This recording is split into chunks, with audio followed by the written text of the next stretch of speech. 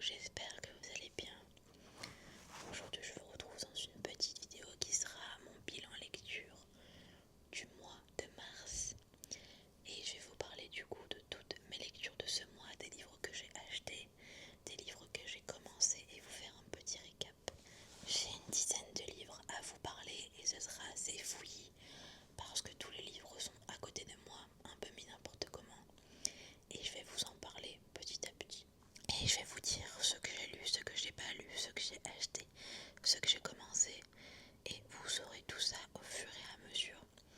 Si vous voulez voir une vidéo un petit peu plus complète, je vous laisse aller voir la vidéo qui est sortie à 18h sur ma chaîne de livres, où pour le coup c'est beaucoup moins fouillis. Et voilà. Mais forcément, je parle normalement, il n'y a pas forcément de triggers dedans. Je sais pas combien de temps va durer cette vidéo, j'ai pas autant de temps que je le voudrais, donc je vais quand même essayer d'aller vite. Et n'hésitez pas, si ce genre de vidéo vous plaise, à poster la vidéo si vous regardez sur votre téléphone ou sur tablette. Juste en dessous, normalement il y a écrit post et vous pouvez m'aider en faisant ça gratuitement pour que ma vidéo soit mise en avant. Le premier livre que je prends dans mes mains, c'est un de mes coups de cœur du mois.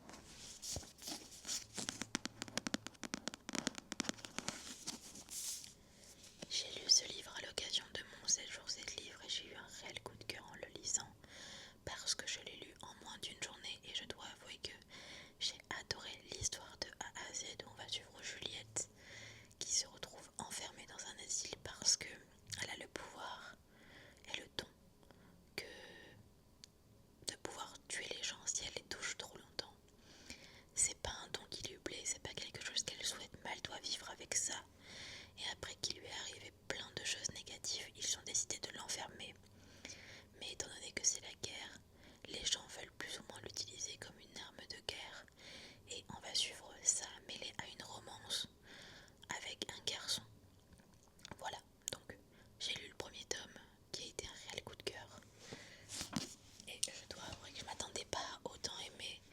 Et pourtant j'ai eu des retours sur ce livre qui sont absolument élogieux. Mais je m'étais jamais lancée d'un test jusqu'à ce que j'arrive à l'avoir pour Noël ou mon anniversaire je crois. Et donc j'ai décidé de le lire là ce mois-ci et ça a été une réelle découverte et ça a été mais vraiment trop bien. Vous allez voir d'ailleurs dans la suite de la vidéo que c'est tellement bien que j'ai dû acheter le tome 2. Donc voilà, pour ceux et celles qui aiment la dystopie et surtout la romance, je vous le conseille fortement parce que moi j'ai vraiment trop adoré. On a ensuite un livre que tous les lecteurs et lectrices ont dû voir passer partout et c'est La Révolte de la Reine donc de Morgane Moncomble qui est une romance historique.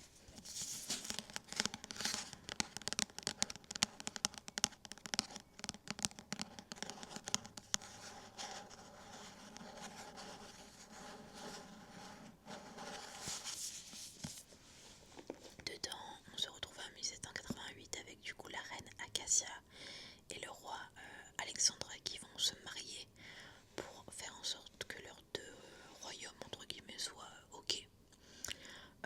Sauf qu'on va apprendre plein de choses au fur et à mesure. C'est un livre qui est très féministe et où on revoit les codes de ce moment-là en fait, et c'est totalement différent qu'une réelle romance historique parce qu'en soi tout est remanié pour que ça corresponde à l'univers. Mais moi j'ai adoré l'ambiance, l'univers et comment ça a été écrit tout simplement. La romance à l'intérieur est tellement bien, mais ce qui a fait que ça n'a pas été un coup de cœur, c'est tout simplement les plot twists à la fin qui pour moi étaient un peu tirés par les cheveux et surtout mis là un peu comme au hasard, vous voyez. Il a quand même une très bonne note parce que j'ai passé un moment extraordinaire. Je l'ai lu en 3 jours et ça a été un pur délice. Après concrètement pour moi tous les Morgane Moncomble ont été des excellentes lectures et ont été des coups de cœur, donc je suis un peu déçue dans le sens où celui-ci n'en est pas un. Mais au fond j'ai passé un super moment et j'ai trop hâte de lire les prochains. Ok, bon, il arrive plus vite que prévu le deuxième tome de Shatter Me et c'est Unravel Me du coup que j'ai acheté ce mois-ci comme La Révolte de la Reine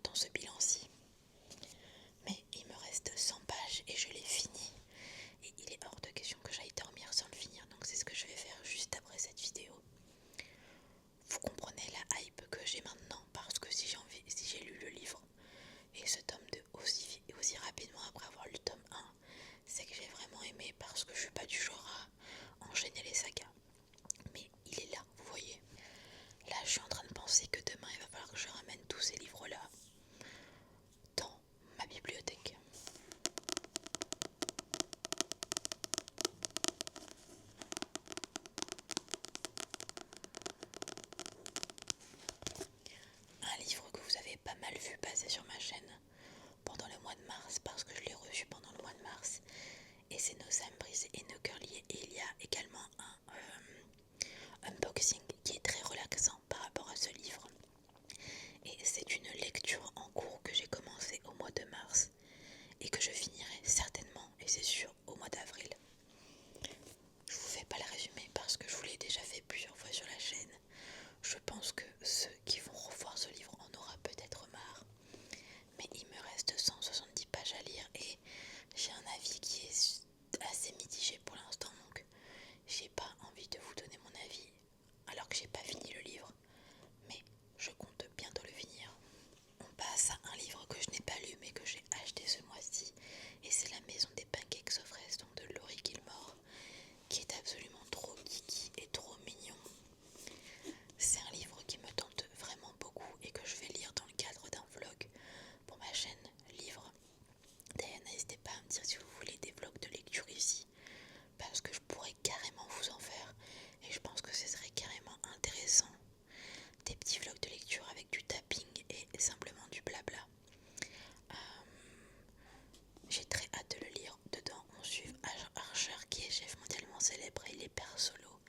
Et il décide d'abandonner un peu ses cuisines étoilées pour se retrouver à Dream Harbor, où ils ont besoin d'un chef pour un diner spécialisé en pancakes. Et il va avoir besoin de quelqu'un pour garder sa petite fille qui s'appelle Olive. Et c'est Iris qui va pas se protéger mais qui va se porter volontaire alors qu'elle n'a jamais su garder un job de sa vie. Donc ça risque d'être compliqué. Mais avec un chef cuisinier sexy en face d'elle et une petite fille absolument adorable, peut-être que le destin va faire qu'elle va garder son job, voire plus. Donc on est sur de la cosy romance absolument trop mignonne. Les 3 premiers tomes ont été vraiment des coups de cœur, donc j'ai très hâte de pouvoir le lire et prendre le temps de le lire surtout.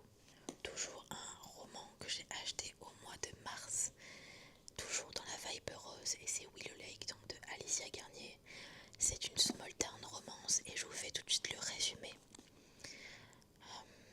On va suivre Rafe Colter, qui a tout ce qu'il faut pour être heureux. Il mène une vie paisible dans son ranch à Willow Lake, au cœur des plaines du Montana, entouré de sa famille et ses amis.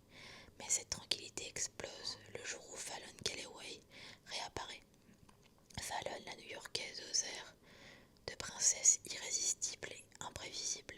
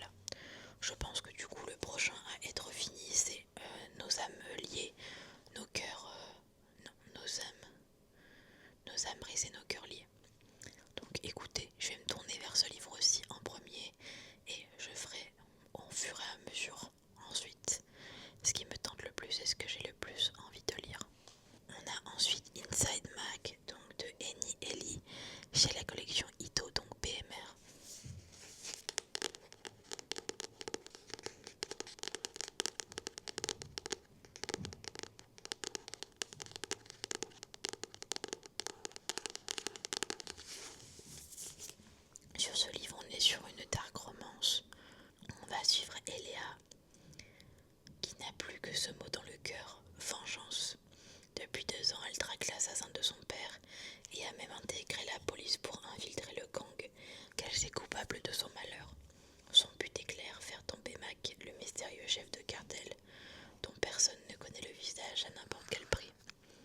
Une fois qu'elle est enfin mise dans le gang, un obstacle de taille se dresse sur sa route. Jay, le dangereux bras droit du parrain. Pour atteindre sa cible, Eliane n'a d'autre choix que de le séduire, ce qui fait dur jouer avec le feu. Car Jay n'est pas homme à se laisser duper. Sous son regard d'acier, il dissimule des secrets aussi lourds que dangereux. Il refuse de la laisser approcher Mac, tout comme il refuse de céder à leur attirance mutuelle. Mais alors qu'une guerre des cartels menace d'embrasser la ville, leur jeu dangereux pourrait bien les consumer tous les deux. Voilà, pour les résumer, on est sur une romance qui est extrêmement rapide à lire, facile à comprendre et en même temps avec cette petite dose de frisson que moi j'ai beaucoup aimé. C'est une dark romance de niveau classique, je dirais, parce que, ok, on y voit des meurtres, on y voit de la baston et tout ça, mais on n'est pas sûr de la dark romance qui est poussée au maximum et où vous allez avoir des trucs forcément très gore, même si on a quand même du gore à l'intérieur, mais je trouve que c'est vraiment pas le plus poussé et que par contre la romance est absolument magnifique, enfin magnifique. Elle est surtout très bien ficelée et moi j'ai beaucoup aimé la fin en fait. Et c'est certain que je vais continuer cette saga parce que pour le coup j'ai beaucoup aimé le découvrir et je l'ai lu extrêmement rapidement quand même. Je l'ai lu en 2-3 jours je crois. En sachant que j'avais plein de trucs à faire mais j'avais vraiment envie de retourner dedans. Alors là on passe à un livre que pour le coup je n'ai pas forcément apprécié et c'est le dernier conte donc de Alexiane dit La Pomme d'Or, qui est un livre qui selon moi peut plaire à beaucoup mais pas à moi. Je vous ai déjà fait plein de fois le résumé, mais dedans on suit les contes et c'est inspiré des contes et notamment un peu des contes un peu à la Disney. Et dedans, désolé pour ceux que je vais spoiler, mais on va suivre du coup un peu Blanche-Neige en partie. C'est pas le principal du livre, mais elle apparaît dedans. Et moi j'ai pas trop aimé le fait dans la manière dont ça a été réécrit. Et je me suis pas sentie attachée au personnage à l'intérieur. Et il n'y a rien qui a fait que j'ai envie de continuer cette saga et qui m'a fait dire à la fin waouh, c'était trop bien. Oui, c'est très bien ficelé. Oui, je trouve quand même que l'univers est très cool et apporte vraiment quelque chose dans le monde de la romantésie. Ça, on peut pas dire le contraire. C'est un roman qui est quand même très complet, mais je me suis pas attachée au personnage. J'ai pas trouvé forcément les scènes intéressantes et je me suis vachement ennuyée en le lisant, disons-le. Ce qui m'a un peu fait chier parce que j'avais vraiment envie de lire ce livre et je pensais vraiment que ça allait être un 5/5 et en fait pas du tout. J'ai été assez déçue, je pense que peut-être j'avais trop d'attentes en lisant ce livre. C'est pas grave, j'aurais essayé. Maintenant, si vous aimez bien tout ce qui est Disney et les contes, je vous le conseille fortement parce que je pense que vous pouvez aimer. On est vraiment sur un entre-deux, entre un conte et une histoire un petit peu plus, j'ai envie de dire sombre, mais c'est quand même accessible à partir d'un jeune âge. Je pense que 16 ans c'est possible. Ensuite, on a du thriller et c'est La Petite donc de Freda McFadden que j'ai adoré. J'ai vraiment été happée par ce livre. Je m'attendais pas à autant aimer parce que La femme de ménage ça avait été des bonnes lectures, mais là pour le coup on est sur un one shot de qualité. Pour vous faire un peu le résumé, on va suivre Tricia et Ethan qui sont à la recherche de leur maison de rêve. Donc ils cherchent franchement une grosse maison. Et en fait on va découvrir que ils se rendent du coup à un rendez-vous pour découvrir une maison.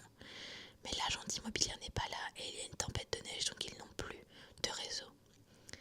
Ils vont voir qu'il y a une lumière qui est allumée dans la maison, ils vont se dire ok, enfin, l'agent immobilier est peut-être passé oublié dans la lumière. Et vu qu'il fait froid dehors, ils vont essayer de rentrer et ils vont trouver une clé. Et rentrer à l'aide de cette clé. Et Tricia, la femme d'Ethan, et en général, et le couple du coup va trouver dans le frigo des choses à manger. Vraiment, je crois qu'il y a du surimi, il y a du pain, enfin bref, il y a un peu de tout. Ce qui est bizarre parce que personne n'est censé vivre dans cette maison. Et par preuve de ça, c'est qu'il y a de la poussière absolument partout. Mais il y a plein de choses bizarres. La lumière allumée du début, la nourriture dans le frigo, les empreintes de pas par terre, sur la poussière, des cadres qui se déplacent et autres. Et surtout, Tricia va découvrir une pièce secrète où elle va voir qu'en fait, il y a plein d'enregistrements différents. Et en fait, ils apprennent qu'ils sont dans la maison d'une psy qui est portée disparue depuis plus de 3 ans. Et pendant plus qu'elle s'ennuie Tricia et qu'ils ont bloqué là-bas pendant un moment, elle va décider d'écouter en cachette ces petites cassettes. Et on va découvrir du coup l'histoire de Tricia et Ethan du point de vue de Tricia, mais également le point de vue de la psy avec son point de vue à elle et son rapport avec ses patients et surtout son métier et les relations qu'il a. Et on va découvrir que tous les patients ne sont pas logiques ou pas normaux, voire vraiment pas normaux. Il y a des gens qui ont fait des trucs atroces, il y a des gens qui sont vraiment bizarres et autres. Et on va découvrir ça petit à petit. Et surtout, la question que tout le monde se pose, c'est où est la fameuse psy, puisqu'elle est portée disparue. Voilà. Bref, il va se passer plein de trucs et moi j'ai vraiment adoré suivre l'histoire de Tricia et Ethan parce que j'ai été vraiment happée dans l'histoire. J'ai lu ça, mais vraiment hyper rapidement et si je pouvais lire des thrillers comme ça tous les jours, franchement, j'en lirais tous les jours parce que bah, j'avais pas envie de m'arrêter en fait. Maintenant, il est pas parfait. Moi, le thriller, c'est vraiment pas mon genre de prédilection et pour autant, j'ai adoré celui-là. Je lui ai mis 4 sur 5, donc je vous le conseille fortement pour ceux et celles qui aimeraient commencer les thrillers. Ok, on passe ensuite à une autrice et je vais vous montrer les 2 livres d'affilée. Et c'est Sonia J. Sam. Le premier, c'est Les Destinées de l'air. Et j'ai beaucoup aimé ce livre, même si j'ai mis beaucoup trop de temps à le lire, parce que la mise en page est quand même assez spécifique. Mais j'ai beaucoup aimé le système à l'intérieur du monde, du world building, et je me suis quand même pas mal attachée au personnage, même si pour moi le récit a été un petit peu trop vite à certains moments. Ce qui a fait du coup j'ai pas été à 100% dedans tout le temps. Et c'est pas que je me suis lassée parce que j'ai lu en 2 jours pour mon challenge 7 jours 7 livres, mais c'est pas un livre que je pense je pourrais relire de manière facile. Et par contre, je me tente très bien de lire le tome 2 parce que même si j'ai mis du temps à le lire parce que justement la mise en page n'est pas ouf, ça m'intéresse quand même de découvrir les autres livres et de voir ce que nos personnages vont faire et la suite de l'histoire en fait, parce que pour le coup je me suis vraiment bien attachée à eux. J'essaye de me dépêcher parce que j'ai vraiment super mal au dos là, ça me gêne. Du coup, ensuite le deuxième livre c'est Victoire et le cristal subtil. Ici on est sur une histoire fantaisiste de one shot où on va suivre Victoire Pietri qui est le cristal invincible, et dans ce monde-ci chaque pays plus ou moins a une île ou un endroit spécifique où il y a des gens qui ont des pouvoirs et ce sont des royaumes. Et Victoire, c'est un peu la princesse de ce royaume de la France. Et elle cherche à se marier, enfin c'est pas elle, mais ses parents veulent qu'elle se marie. Donc elle va faire venir 6 princes différents de plusieurs royaumes pour trouver son futur mari. Et on va vite découvrir qui c'est et on va suivre leurs aventures. J'ai beaucoup aimé ce livre aussi parce que c'était un one shot, ça s'est lu relativement rapidement et j'ai bien aimé les personnages et l'univers en tant que tel que j'ai trouvé original et bien ficelé. Maintenant, j'ai été un peu déçue parce que je m'attendais à ce que le dénouement et surtout l'histoire avec les prétendants soit un petit peu plus étiré, qu'on apprenne à connaître chacun des prétendants, alors que j'ai su dès le début avec qui elle allait finir parce que il y avait le point de vue de Victoire et le point de vue du mec qu'elle allait épouser. Donc j'ai trouvé ça un peu dommage parce que je m'attendais vraiment à avoir une histoire de prétendants où on voyait les points de vue de chacun, connaître leurs attentions et autres, et pas du tout. Donc c'est vrai que pour moi ça a un peu baissé la note, mais sinon j'ai passé un bon moment et je dois dire que c'était un très bon livre qui pourrait plaire à beaucoup. Donc voilà. On passe ensuite à un livre pour lequel j'ai eu un coup de cœur, et c'est Ces promesses qu'on croyait éternelles, la partie 1 de Ningan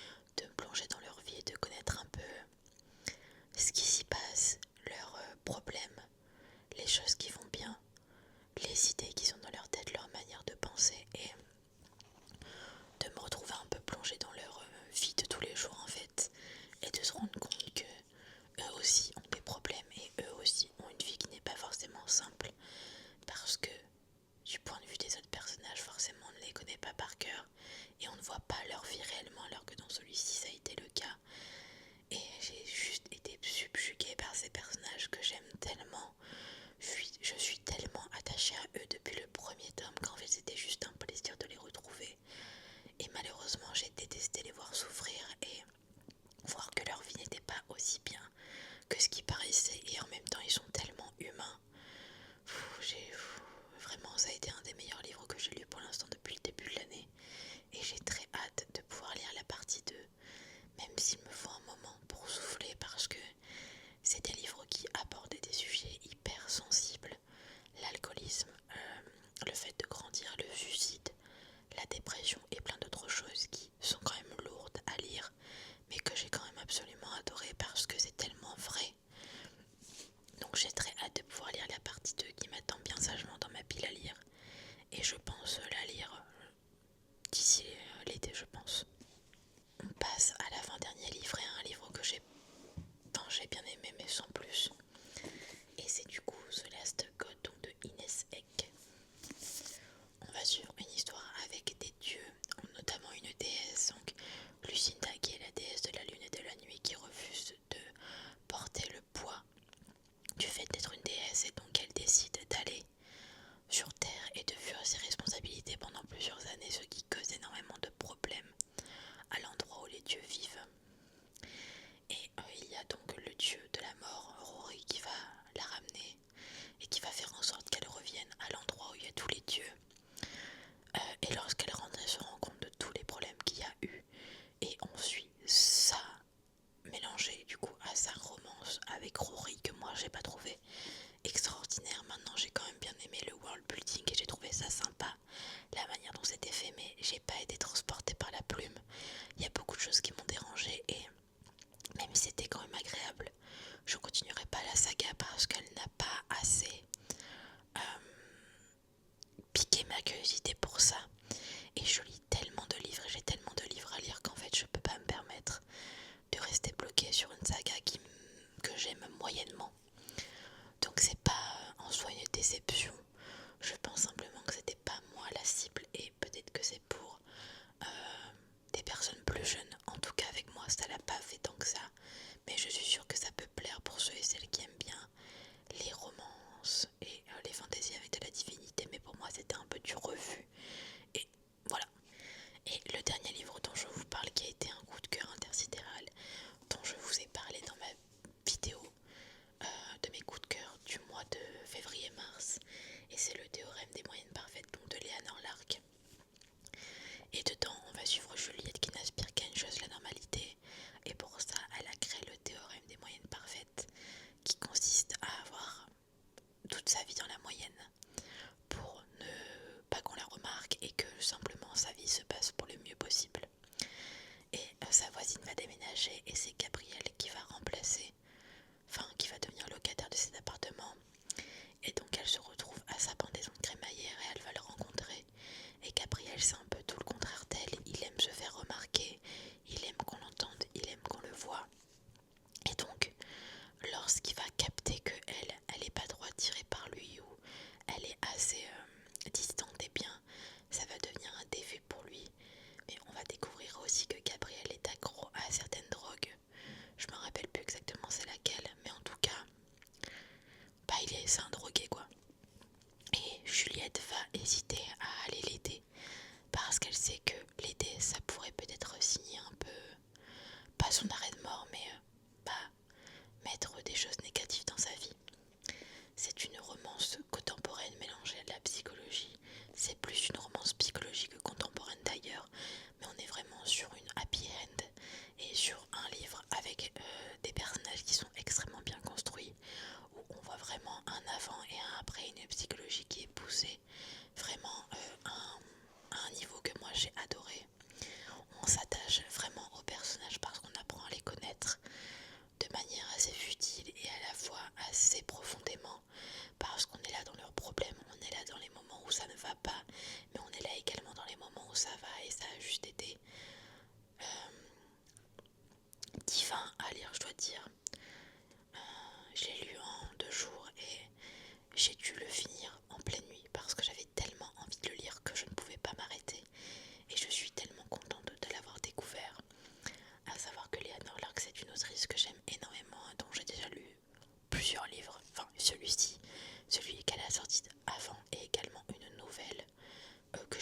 mois-ci d'ailleurs aussi, donc je vais vous en parler tout de suite. Ça s'appelle Écœure-moi et on est plus sur une nouvelle fantaisiste de 79 pages où ça va parler